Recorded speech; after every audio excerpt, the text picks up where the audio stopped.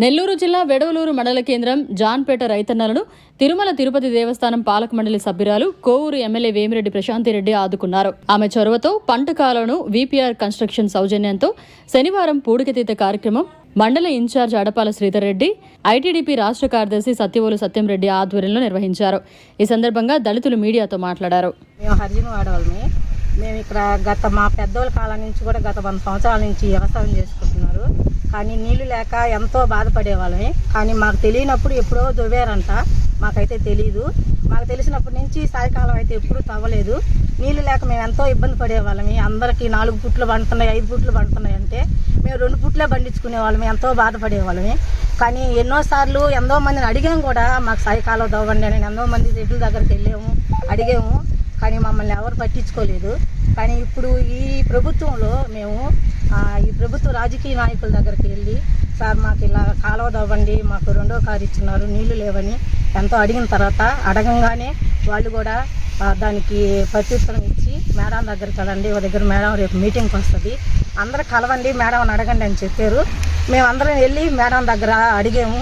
Madam మేము అడగంగానే madam స్పందించి వెంటనే తల్లి ఎవరితో మాట్లాడాలో వాళ్ళందరితో మాట్లాడి తొందరగా శ్రీధర్ రెడ్డి గారిని పిలిచి అతనితో మాట్లాడి వాళ్ళకి అందరు అర్జెంట్లు, వాళ్ళకి తొందరగా వాళ్ళు పని చేయండి, వాళ్ళు పొలాలు వేసుకోవాలా అని చెప్పంగానే శ్రీధర్ రెడ్డి గారు కూడా వచ్చి ఎంతో మాకు ముందుకు వచ్చి 1.5 రోజులో మాకు బండి పెట్టి మాకు పని ఎంతో చేపిస్తున్నారు.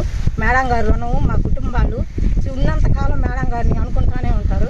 ఆమె చేసిన మేలైతే మేమైతే మర్చిపోలేము. ఇక్కడున్న తెలుగుదేశం పార్టీ నాయకులు కూడా ఎంతో స్పందించి మాకు ముందు వచ్చి పనిచేసినందుకు వాళ్ళందరికీ మేము ధన్యవాదాలు తెలుపుకుంటూ మేడం గారికి ధన్యవాదాలు తెలుపుకుంటూ ఉంచుకుంటున్నాం. సాధారణంగా ఎమ్మెల్యేలు కానీ ఎంపీలు కానీ ప్రభుత్వం నుంచి నిధులు తీసుకొని వచ్చి గ్రామాల్లో అభివృద్ధి కార్యక్రమాలు, సంక్షేమ కార్యక్రమాలు చేయటం రాష్ట్రం అంతా పరిపాటి, అది మామూలు సర్వసాధారణమైన విషయం. 175 నియోజకవర్గాల్లో కూడా అదే జరిగేది. ప్రభుత్వం ఇచ్చే నిధులు కాలువలు తవ్వాలంటే నీరు చెట్టునో లేకుంటే ఓఎన్ఎంఓ ఇటువంటి నిధుల నుంచి ప్రభుత్వం గ్రాంట్ శాంక్షన్ చేస్తే కాంట్రాక్టర్లు చెప్పి కాలువలు తవ్వించి రైతులు నీళ్లు పారించేదంతా రాష్ట్ర వ్యాప్తంగా సర్వసాధారణ జరిగే విషయమే ఇది. కానీ 175 నియోజకవర్గాల్లో ఒక కోవూరు నియోజకవర్గానికి ఒక ప్రత్యేకత ఉంది. ఎమ్మెల్యే వేమిరెడ్డి ప్రశాంతిరెడ్డి గారు, వేమిరెడ్డి ప్రభాకర్ రెడ్డి గారు ఎంపీగా, ఎమ్మెల్యేగా ప్రశాంతిరెడ్డి గారు ఎన్నికైన తర్వాత ప్రభుత్వం నుంచి వచ్చే నిధుల్ని ఉపయోగిస్తా కూడా దానికి పాను కావాల్సినటువంటి ఆగిపోయిన పనుల్ని వాళ్ళ సొంత నిధులతో వీపీఆర్ ఫౌండేషన్ ద్వారా సొంత నిధులతో కాలువలు తవ్వించటము, డ్రైన్స్ చేయించటము, ఇంకా ఇతరితర ఎన్నో సేవా కార్యక్రమాలు చేస్తా ఈ నియోజకవర్గాన్ని రాష్ట్రంలోనే ఒక అగ్రగామి నియోజకవర్గంగా తీర్చిదిద్దటంలో ఎమ్మెల్యే, ఎంపీ గారు ప్రజలకు అండగా ఉంటూ సహాయ సహకారాలు అందిస్తున్నారనేది ఈ విషయం ద్వారానే రుజువైంది. దాదాపు ఇప్పుడు మనం నిలబడుతూ ఉండేటటువంటి ఈ కాలువ నేను చిన్నప్పుడు ఎప్పుడో 5వ తరగతి 6వ తరగతి చదివేటప్పుడు ఆ రోజుల్లో తవ్వారంట. అంటే దాదాపు 27 సంవత్సరాల క్రితం. తర్వాత ఇప్పటికీ ఈ కాలువ పూడిక తీసేదానికి ఎన్ని ప్రభుత్వాలు వచ్చినా నోచుకోవాలా. వీళ్ళు ఈ హరిజనవాడకు సంబంధించిన వాళ్ళు ఇటీవల మా దృష్టికి తీసుకొని వస్తే ఎమ్మెల్యే గారు గ్రీవెన్స్కి విడవలూరు మండల ఎంపీడీఓ ఆఫీస్కి వచ్చినప్పుడు ఎమ్మెల్యే గారికి ఆ దృష్టి వీళ్ళు తీసుకువచ్చినప్పుడు ఎమ్మెల్యే గారు స్పందించి నేను చూస్తానని అక్కడే వీళ్ళకి మాటిచ్చి ఎమ్మెల్యే గారు నెల్లూరులో ఇంటికి పోయారో లేదో కానీ శ్రీధర్ అన్న ఎమ్మెల్యే గారి కారులోనే ఉన్నారు.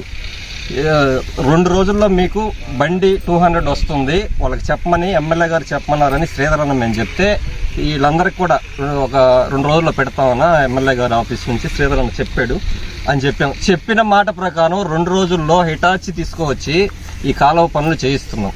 నిజంగా ఇది ఎమ్మెల్యే గారు, ఎంపీ గారు ఈ నియోజకవర్గానికి ప్రాతినిధ్యం వహించటము కోవూరు నియోజకవర్గ ప్రజలు చేసుకున్నటువంటి అదృష్టం ఇది. ఇటువంటి ఎమ్మెల్యేలు 175 నియోజకవర్గాలు ఎక్కడ కూడా దొరకదు. సొంత నిధులతో పెట్టాల్సిన అవసరం ఎమ్మెల్యేలకు ఏముంటుంది? కానీ మా మేడం ఆ విధంగా కాదు. ప్రజా సమస్యలు ఆమె దృష్టికి వస్తే ప్రభుత్వం నుంచి వచ్చే నిధులకు పవన్ ఇంకా మిగిలిండే పనులు ఏమన్నా ఉంటే సొంత నిధులు పెట్టైనా ప్రజా సమస్యలు నేను తీరుస్తాను అనేది ఆమె లక్ష్యం. నిజంగా మేము కూడా అదృష్టమే. మేము నాయకులుగా గ్రామాల్లో ఉన్నప్పుడు ఒక్క సమస్యని ఎమ్మెల్యే గారి దృష్టికి ప్రజా సమస్యని ఎమ్మెల్యే గారి దృష్టికి తీసుకుపోతే స్పందించిన విధానం నిమిషాల్లో, గంటల్లోనో ఆ సమస్యని పరిష్కారం చేస్తుందో చూడు. మేము వీళ్ళకి చెప్పుకునేదానికి కూడా ఉంటుంది. మేము వాళ్ళకి పోయి అమ్మ మీరు మా దృష్టిలో మాకు కూడా ఉంటుంది. అది చెప్పిన తర్వాత నెలలు సంవత్సరాలు గడుస్తున్నా కూడా మేము వాళ్ళకి చెప్పుకోలేము. నిమిషాల్లో పనులు అయిపోయి కారు ఇంటికి పోకముందే మాకు ఫోన్ చేస్తాడు శ్రీధర్ అన్న, మీ పని అయిపోయింది, మేడం గారు బండి పంపిస్తా ఉన్నారు, మీరు 2 రోజుల్లో వస్తుందని వాళ్ళకి చెప్పండి, 2 రోజుల్లో బండి పెడతామని చెప్పారు. అందుకన్నా అదృష్టం ఏం కావాలి? నాయకులకైనా ప్రజలకైనా ఇటువంటి ఎమ్మెల్యే దొరకటం నిజంగా అదృష్టం. అది తరతరాలు కూడా ఈ ఎమ్మెల్యే గారి సేవల్ని గుర్తుంటాయి.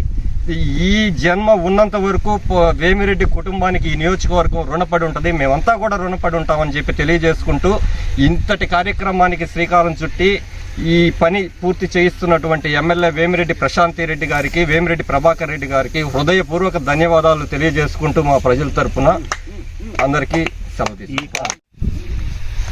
ఈ మన హరిజన వాళ్ళు 2 హరిజన వాళ్ళు అందరికీ ఇక్కడ 150 ఎకరాలు ఉంది. వాళ్ళకి నీళ్లు పారక 30 సంవత్సరాల నుంచి బోర్లతో కొట్టుకొని సగం పండి సగం పంటగా ఉంటే మన ప్రశాంత్ రెడ్డి గారి ఎమ్మెల్యే గారికి చెప్పుకుంటా ఇమీడియట్గా శ్రీధర్ రెడ్డికి ఇన్ఛార్జి శ్రీధర్ రెడ్డికి చెప్పి పంపించమని చెప్తే ఆయన కూడా దాని మీద ఇంట్రెస్ట్ తీసుకొని 1.5 రోజుల్లోనే పంపించాడు.